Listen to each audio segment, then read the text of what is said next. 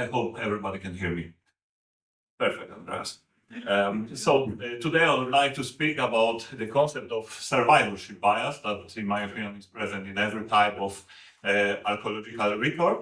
But I also would like to reflect on how discovering, sometimes insignificant artifacts can provoke the need for interpretation of collected archaeological remote sensing results. And the case study I intend to present today will refer to material relics of abandoned Soviet tactical nuclear bases that were built in Poland. This is basically partly the case study I already presented on during one of the art meetings in Pula, Croatia, several years ago. However, before I will move to presentation of the case study, first I would like to point out several general remarks which I hope will be helpful in understanding of my reasoning.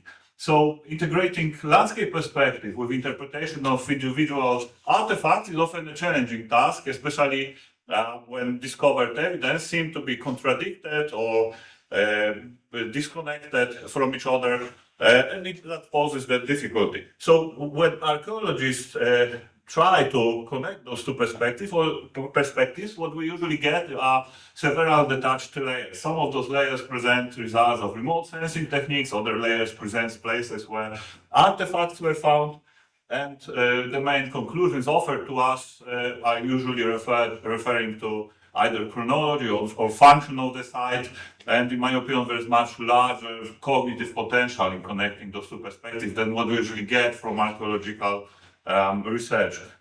This difficulty, which I mentioned, of connecting those two perspectives can be explained through several factors, like, for example, the multi-temporal character of cultural landscape, or what O.G.S. Crawford called landscape palimpsest. As archaeologists, we study landscapes, but we usually deal with the final stage of formation process, so all chronologies and features are mixed together. That poses difficulty in interpretation. Another factor is differences in scale of studied phenomena, and that's easy to explain: large earthworks and small everyday artifacts. And that is also connected to another factor, distinct nature of archaeological sources. By that I mean both material and digital sources, and need to apply suitable interpretative schemes. Because as archaeologists we learn how to interpret remote sensing results of remote sensing techniques or landscapes and artifacts, but we do it differently. We use different interpretative schemes which ask different questions. So when we got answers to our questions, it's difficult to connect those two types of views. And another factor, the belief in objectivity of archaeological remote sensing, because for some reason some archaeologists believe that digital data collected with advanced sensors is somehow more credible or more objective than other types of sources, and that can be also defined as general belief that more data leads to better results, better research, and more complete reconstruction of the past. And I'm actually going to criticize this approach because, as I mentioned at the beginning, I want to show how sometimes discovering of small things can provoke need for reinterpretation, revisiting of our convictions, and reinterpretation of collected data. So right now we'll move to the case study. So at the beginning of 1960s, the approach of the Soviet General Staff to future potential war at the European theater of war started slightly to change, and the idea was that every large military operation in Europe will start from concentrated tactical nuclear assault on the enemy forces. So the Polish armed forces were given the task of creating so-called seaside front or Polish front, and that front was going to operate on two diverged axes, on so-called Hague axis and Jutland axis. But more importantly, the idea was that those warheads would be used at the very beginning of the operation. So when we look at the plans, the classified plans of the operation that were preserved in the Polish archives, we will notice that together with that during the consecutive years, the number of warheads was constantly growing. And that's important to mention that those numbers refer only to this small area. So during the whole war in Europe, a much larger number of tactical nuclear warheads would be used. And at that time, Polish armed forces already had some tactical nuclear carriers of Soviet production. They knew how to use it, but it was also obvious that Soviets would not share their tactical nuclear potential with allies during the times of peace. It was only during the time of war when they tried to involve their allies. So there is one element that is missing from this equation, and that's logistics, and that's the long-term storage of nuclear warheads and delivering them to the front lines.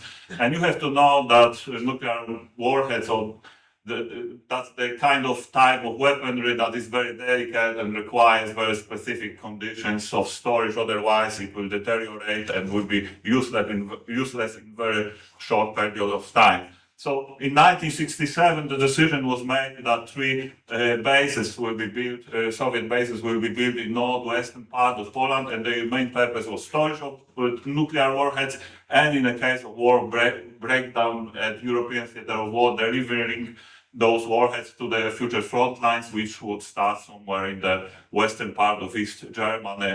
And that was the main purpose of those facilities. The project was created under the clandestine codename Wisła, and those bases were completed on 12th of December 1969 and were handed over to the Soviet troops. And since that moment, all available documents from the Polish archives went silent. Nobody knew what happened there for another 20 years, because on October 1990, those bases were abandoned by Soviet troops withdrawing from Poland during the big economical crisis, and later on, two of those bases were demolished, and one was turned into state prison and partly to the Cold War Museum. So there's one base that is actually quite well preserved, so the two were kind of destroyed. So the main purpose of my study was to recreate special plans of those bases, because there are no plans nor maps surviving until the present day, with help of Polish military specialists to interpret those bases, how they were organized, what were the procedures, how they were defended from potential NATO assault on those bases. And obviously I moved to interpretation of declassified satellite images from CIA programs, namely Corona, Hexagon, and Gambit, and they were very useful. For example, this is image from July 1969, one of the bases under construction, and those images, actually comparison of those images from different years, allowed me to understand how those bases were built, how they were extended, how they were developed, what kind of buildings were added there, up to a moment when they were abandoned and gradually demolished to a point when they were raised from the surface of Earth. I also used airborne laser scanning to create comprehensive plans of those three facilities, and the conclusion was that all of them were built according to the very same rules. They consisted of the very same buildings and were nearly identical, spatially identical, and it was possible also to interpret how they were defended, because laws of field fortifications and other types of features, shelters, survived until the present day, could be recorded with use of airborne laser scanning. Airborne laser scanning even registered such subtle features as patrolling paths that were used by soldiers, and they running around all three bases that were used by soldiers for 20 years to patrol this area. I used structure from motion modeling and terrestrial laser scanning to register some of more prominent features that survived until the present day. I also visited sites that, all three sites, for example, this is the entrance to one of T7 shelters where nuclear warheads were stored, and this is the one of the surviving examples from Cold War Museum. This is interior of T7 shelter, but destroyed one from one of the demolished bases, and this is one of 4 rooms. There were 4 such rooms in every shelter where actually tactical nuclear warheads were stored. I also used some declassified CIA documents, NATO documents, official Warsaw Pact documents to learn more about those bases. So someone may say that this is a quite comprehensive image, that everything what was to be learned about those bases was explained, and the project is finished and objectives were reached. And that would be exactly thinking in the terms of survivorship bias. So what survivorship bias is? This is a concept that was known at least since the antiquity. It was known to ancient Greeks, but it became popular in the modern culture due to works of Abraham Wald. Abraham Wald was Hungarian Jew who graduated his PhD at Vienna University, and soon after Anschluss of Austria, he decided to escape to United States, and in that way he saved his life and the life of his family. But more importantly, when the United States joined the war, he decided that he also wants to participate in the war effort, but not as a soldier or pilot, but with the weapon he knew how to handle the best, and that was mathematics and statistics. So he started to work for Center for Naval Analysis in the USA. And at the time, those specialists were making such images, recording all damages that were discovered on the aeroplanes returning from sorties. The first very intuitive decision that was made based on this data sets was to armor places that bear the largest number of damages because it was believed that enemy hits them most often. And then Abraham Wald said that there is fallacy in such reasoning because he was able to prove statistically that there is no way that and those damages should be scattered more randomly over the fuselage of the aeroplane. And then he asked one but very crucial question that completely changed the interpretation of this data set. He asked, where are aeroplanes with damaged engines and cockpits and other parts of important reinforced parts of fuselage? And the answer is they are at the bottom of the ocean, so they never came from the sortie and they were never taken under consideration while creating this data set. So what we should do, how we should interpret this situation should be completely opposite, because parts of aeroplane that do not bear any damage should be armored because they are crucial for survivorship of the crews. While if aeroplane is hit in the wing, for example, it can still fly and come back from the mission. So how does it relate to the case study I want to present you? During one of the surveys, I encountered in the vicinity of one of the nuclear bases a rubbish pit. And soon it appeared that every 3 bases had large number of rubbish pits scattered along the outer fence. But the content of those rubbish pits was quite puzzling one. And obviously, besides kind of things that we would expect in the military Cold War rubbish pit, like alcohol bottles, military berets, and pieces of uniforms with bottoms with star, with hammer and sickle, gas masks, hundreds of worn out military boots. We found also this, children's boots and toys, plastic toys, actually large number of plastic toys, and some pieces of the women's garments. So why was it so surprising? It was so surprising because official declassified documents of Warsaw Pact literally stated that there should be no families of officers, that they should not live in those clandestine facilities, that they should be accommodated in the nearby town where the large Soviet garrison is. But clandestine nuclear base is not a place for children or women, and it could threat somehow the security of this place, especially by intelligence and so on. But the question is, which one is more credible? Which one is more credible? Which source is more credible? The declassified official document or what we found there? So soon I moved to looking for some other sources to see what really happened there.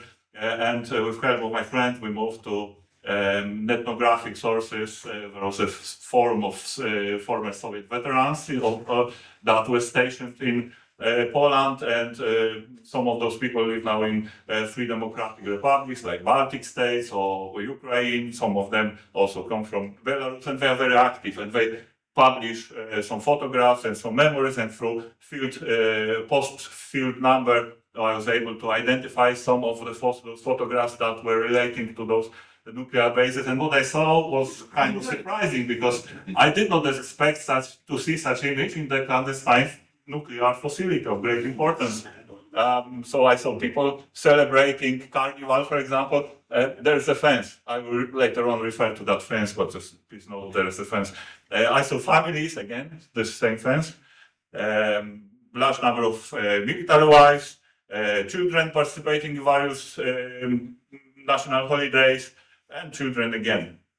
So why was this discovery so important? It was so important because it also made me to revisit my convictions and interpretation of remote sensing results, because apparently some features, objects that were recorded by those sources was difficult to explain, and with this knowledge it was actually possible. So for example, every base was cut through by a very quite high fence which was separating barracks from officers' quarters, and now we know it was done for security of children, because in the barracks there was movement of heavy vehicles and it could pose some danger. So just for safety reason it was built there. But more importantly, there was also in every base one of the buildings which was kind of bit different than other buildings, and it was initially interpreted as accommodation for officers, but it was in fact kindergarten with school with classes 1 to 3. And it was different because it had grassland behind and it was surrounded by a fence, and obviously it was playground there. But we also, during one of the surveys, we also encountered a number of plants which should not grow in the middle of the forest, and that this is namely some fruit trees, but also some roses and other types of plants and flowers. So this group of families that was important to this very fabric of the social microcosm of those facilities started to transform the base. And that's surprising when someone says that actually civilians can transform military base of such importance. So when military wives move in with their children, they started to make this area more hospitable, and they started to plant some orchards, some fruit trees and some roses and flowers that survived until the present day. So it helped to interpret some of the features which posed some difficulty in interpretation before, but it also allowed me to understand better the social microcosm of this base, and it completely changed the image. So in conclusion, I'd like to refer to the words that were written by